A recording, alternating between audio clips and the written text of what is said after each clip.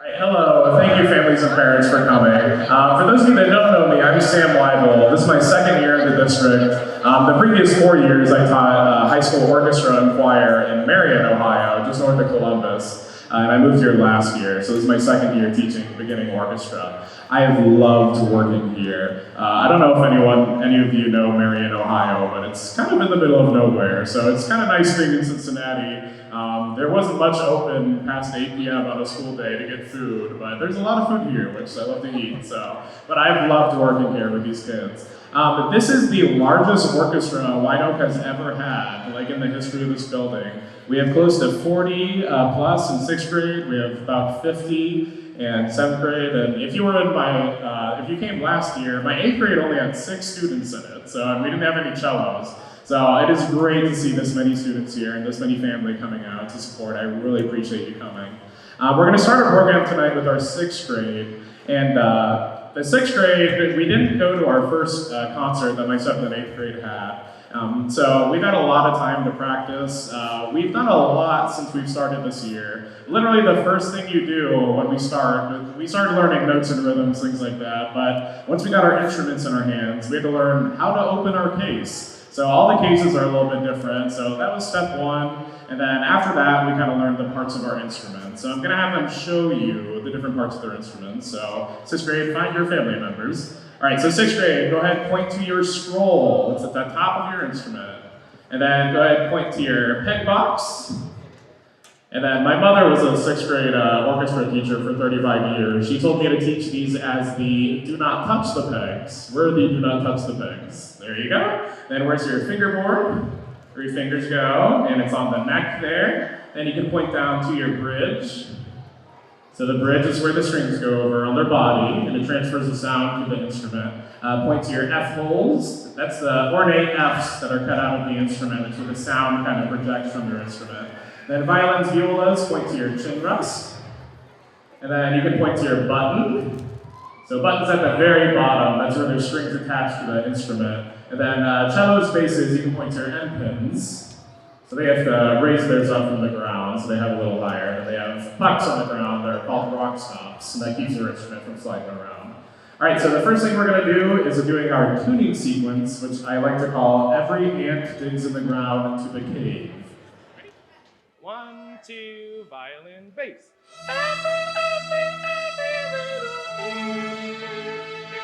Wants to dig into the ground into the cave. Cool, great job, guys.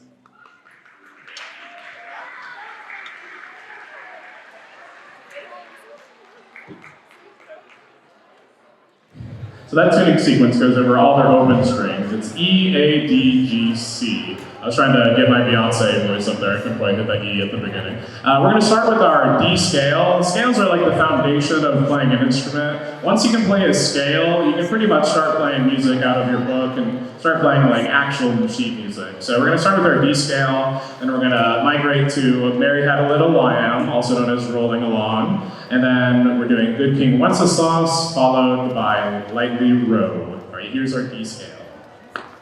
1, 2, ready, go.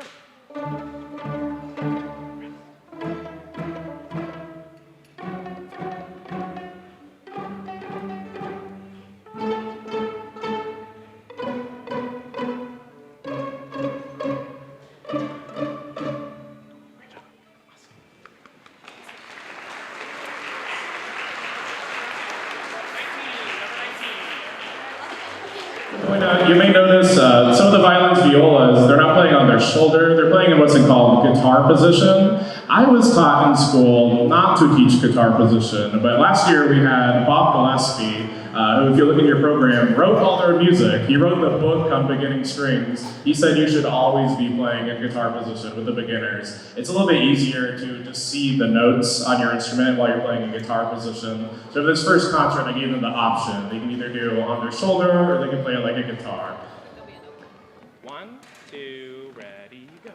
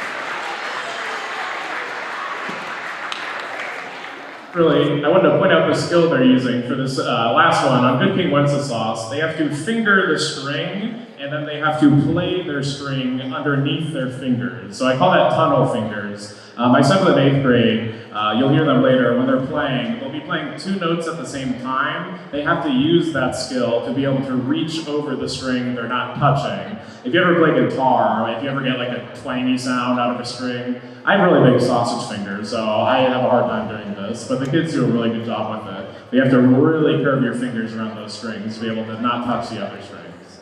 All right, we'll continue with Lightly Row, then we'll finish with Dreidel. 1, 2, ready, A.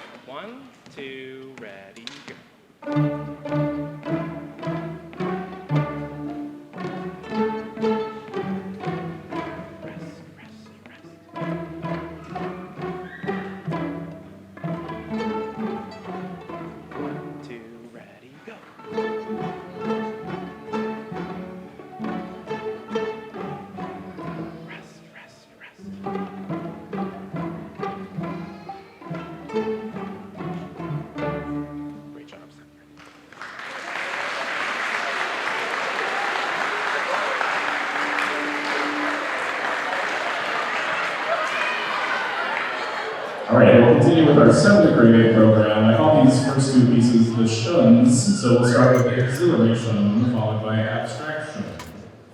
1, 2, ready, go.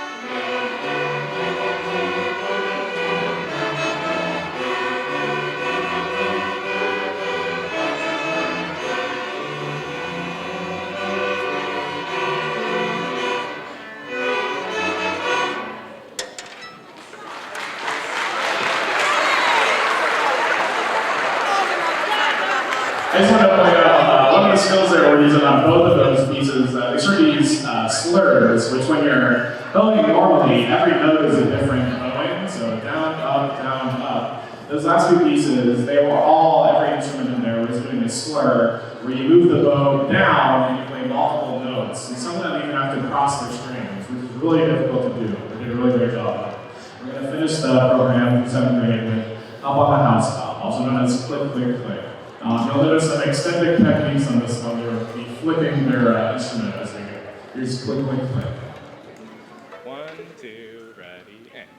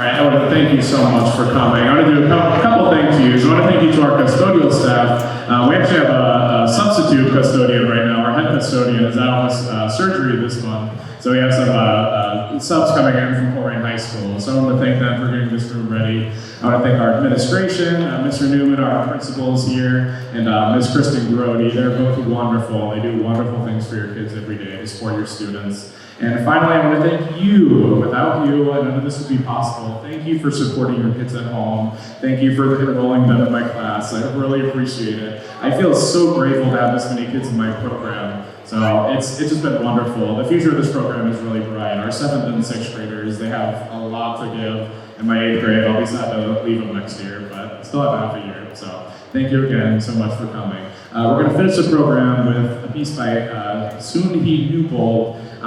She wrote a lot of the music that my students did last year on Orchestra, so when you hear a good piece, you have to steal it. So we're playing it for this one. This is the non-Christmas song for my 8th grade. It's to support our veterans in the American Armed Forces. So here's Honor and Glory. Thank you so much for coming. And if you would, as we leave, help me put up the stands in the back, and then we'll stack the chairs. I also want to thank all the parents and my students that have helped me set up this morning, or this evening rather. The girls' basketball went up until 6, and that was when everyone arrived. So thank you, Kelly Bertram, wherever you are as well. Thank you for your help. All right, thank you so much for coming.